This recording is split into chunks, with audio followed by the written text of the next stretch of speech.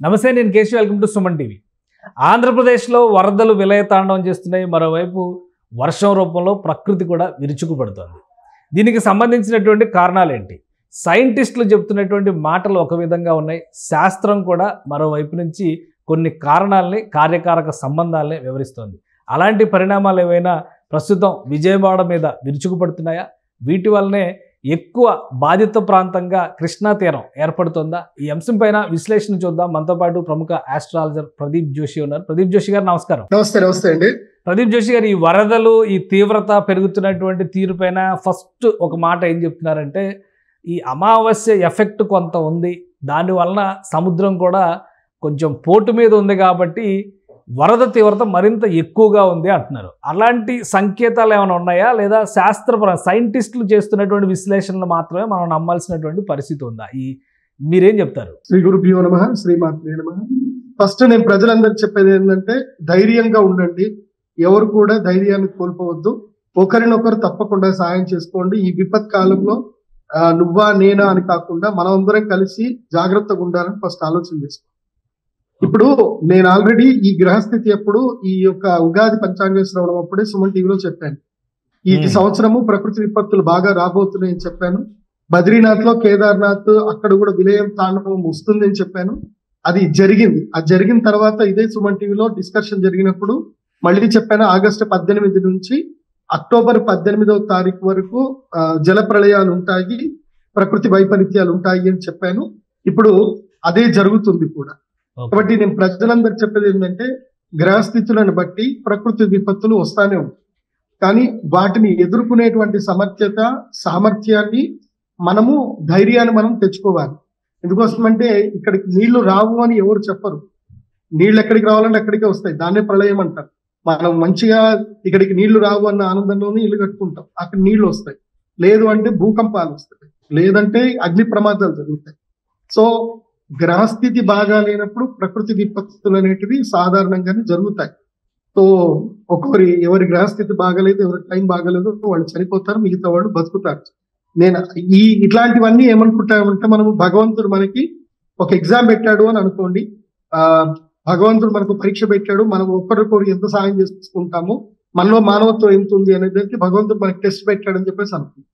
కానీ ఇప్పుడు గ్రహస్థితి విషయాన్ని దృష్టిలో పెట్టుకొని చూస్తే, వరుసగా గత 3-4 రోజులుగా జరుగుతున్నటువంటి భారీ వర్ష సూచనలు, వరదలు ఊహించిన విధంగా ఆంధ్రప్రదేశ్ తెలంగాణ మధ్య రోడ్ సిస్టమ్స్ కూడా డిస్కనెక్ట్ అయిపోయినాయి కంప్లీట్గా.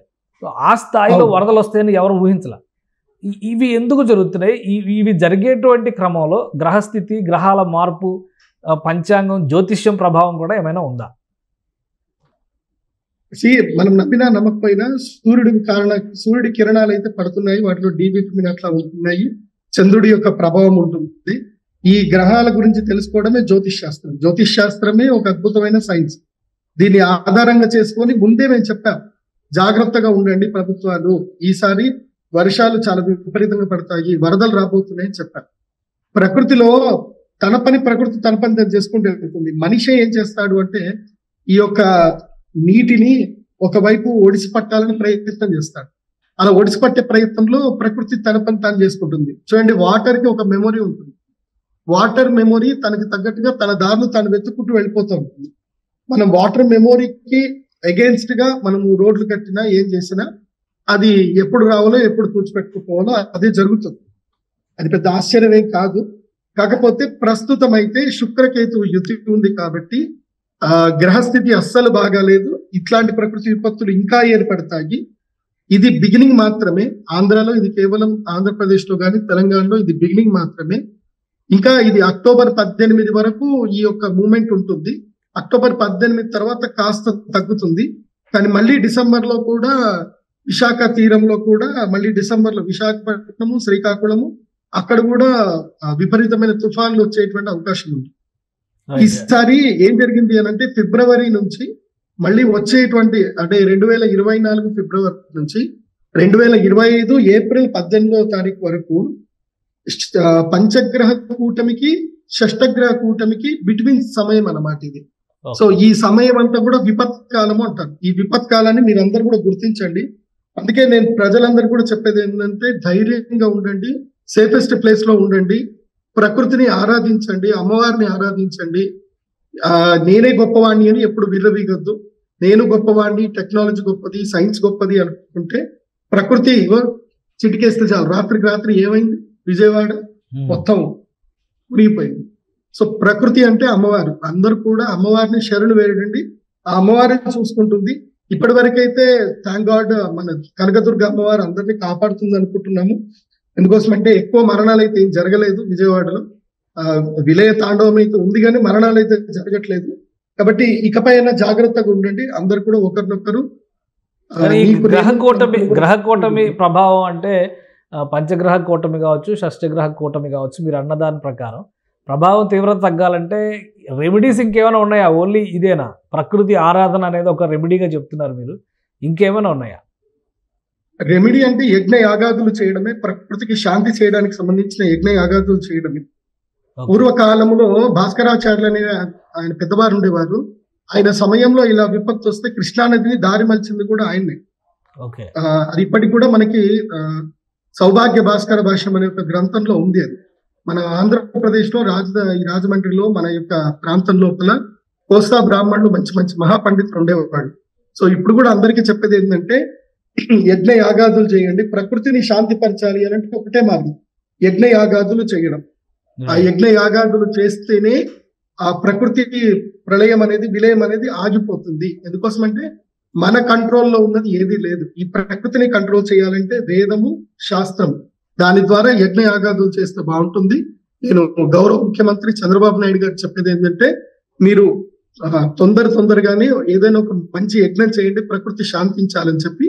అది చేస్తే గనక తప్పకుండా ఈ ఉధృతి అనేది తగ్గుతుంది. వరుణయాగమే చేయాలి. వర్షాలు కురవడానికే కాదు, వర్షాలు ఆగడానికి కూడా ఇంద్రుని ప్రార్థన చేయాలి. ఇంద్రుని ప్రార్థన చేసి ఆ అమ్మవారిని, జగదంబ అయినటువంటి అమ్మవారిని ప్రార్థన చేస్తే ఈ వర్షాలు కూడా తగ్గుతాయి, మళ్ళీ నార్మల్ లైఫ్ అందరూ కూడా రాగలుగుతారు. రైట్. శాస్త్రవేత్తలు కూడా ఒక రీజన్ చెప్తున్నారు, సముద్రం బాగా వేడి మీద ఉంది, దానికి కొన్ని రకాల ఉష్ణోగ్రతలు పెరిగాయి సముద్రంలో, ఈ కారణంగా వస్తున్నటువంటి వరదలను కూడా కనీసం యాక్సెప్ట్ చేయట్లేదు, దానివల్లనే వరద స్థాయి ఎక్కువగా ఉంది అంటున్నారు. సో ఆ కోణంలో చూసినప్పుడు సైంటిస్టులు చెప్పే మాటని నమ్మడానికి వీల్లేదా? సైన్స్ ఈజ్ నథింగ్ బట్ ఏదో మనకి ఒక త్రూ ఎవిడెన్స్ చూపించడానికి చెప్తారు. మనము ఎవ్రీ యాక్షన్ కు ఒక రియాక్షన్ ఉంటుంది. మనం ఇంత గ్లోబల్ వార్మింగ్ చేస్తున్నాము, మనం ఇష్టం వచ్చినంత వెహికల్స్ నడిపిస్తున్నాము, ఇష్టం వచ్చినంత వేడి పెంచుతున్నాము. అండ్ ఇంకోటి ఏంటంటే ఇల్లు చక్కగా కట్టుకుంటున్నారు కానీ డ్రైనేజ్ సిస్టమ్ ఎవరు సరిగ్గా చేసుకోవట్లేదు.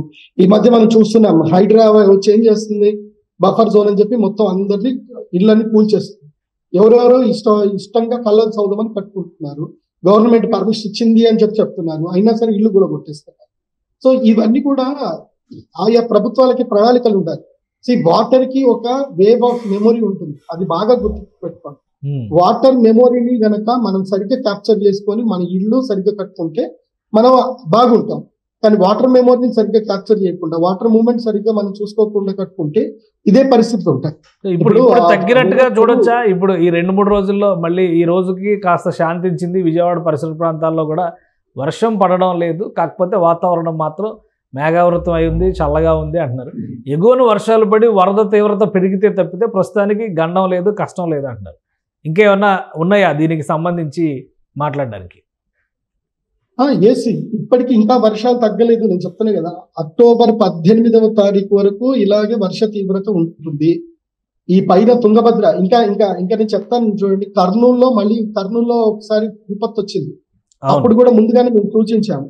ఇప్పుడు కర్నూలులో కూడా తుంగభద్ర కూడా విపత్తు రాబోతుంది. ఇప్పుడు కర్నూలుని జాగ్రత్త పెట్టుకోండి. కర్నూలులో ఒకప్పుడు తుంగభద్ర మొత్తం ముంచేసింది, మళ్ళీ అదే పరిస్థితి రాబోతుంది. కర్నూలు ప్రజలు కూడా జాగ్రత్తగా ఉండండి. ప్రభుత్వానికి కూడా మొదలే చెప్తున్నాను, ఇప్పుడు తుంగభద్ర కూడా పెరగబోతుంది. ఎందుకోసమంటే మనకి వెస్టర్న్ ఘాట్స్ లో వర్షాలు బాగా పడ్డాయనుకోండి, తుంగభద్ర డ్యామ్ నిండుతుంది. తుంగభద్ర అక్కడి నుంచి వస్తుంది, భద్రావతి నది, తుంగా నది అక్కడి నుంచి వస్తాయి. అక్కడి నుంచి వరద ఎక్కువ పెరిగిపోయి గేట్లు ఎత్తేసారనుకోండి, ఇది ఇప్పుడు విజయవాడకు వచ్చిన పరిస్థితి మళ్ళీ కర్నూలుకి వస్తుంది. ఆల్రెడీ లాస్ట్ టైం కర్నూలులో ఇలాంటి వరదలే వచ్చాయి. అది కాకుండా ఇప్పుడు ఈ గోదావరి నదికి సంబంధించి ఏదైతే కనుక కృష్ణానదికి కానీ గోదావరి నదికి కానీ ఏవైతే ఇంకా సబ్స్టిట్యూట్ ఇంకా మార్గాలు ఇంకా ఎక్కువగా అన్వేషించాలి. ఇప్పుడు నాగార్జున సాగర్ వదిలిపెట్టగానే మొత్తం అన్ని మునిగిపోతుంది. ఇంకా సబ్స్టిట్యూట్ మార్గాలు అన్వేషించాలి, ఇంకా సరికొత్త రిజర్వాయర్స్ ఏమైనా కట్టేది ఉంటే ప్రయత్నాలు చేయాలి. కానీ మాత్రం ఇది మాత్రం తగ్గేదైతే లేదు. ఇప్పుడు ఇంకా తగ్గది ప్రకృతి విపత్తులు. అంటే తెలుగు రాష్ట్రాలకి ఒక్కటే అంటారా, మిగతా ప్రాంతాలకు కూడా ఉందా? దేశం అంతా కూడా ఇలానే లేదు, అన్ని ప్రాంతాలు కర్ణాటకలో కూడా ఉన్నాయి. ఇప్పుడు తెలుగు రాష్ట్రాల్లో వస్తున్నాయి, రేపు కర్ణాటకలో కూడా వస్తాయి.